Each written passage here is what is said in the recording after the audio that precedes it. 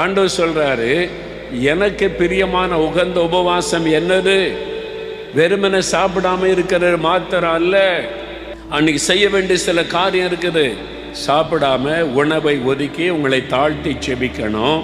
அதே நேரத்தில் 6வது வசனத்தில் அக்கிரமத்தின் கட்டுகளை அவிழ்க்கிறாரு, நுகத்தடிகளை உடைக்கிறாரு, கட்டுண்டவளுக்கு விடுதலை கொண்டு வருவார்.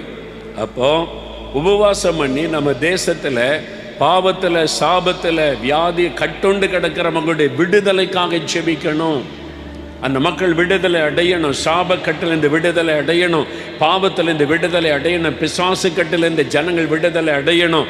அதுக்காக ஜெபம் பண்ணி மக்களுக்கு விடுதலை கொண்டு வருவது உபவாச ஜெபத்தில் ரொம்ப முக்கியம். சுயநலமாய் நமக்காக மட்டும் ஜெபிக்க கூடாது. அடிமைப்பட்டு கிடக்கிற மக்கள் விடுதலை அடையணும், சாத்தானுடைய நுகத்தடி முறிக்கப்பட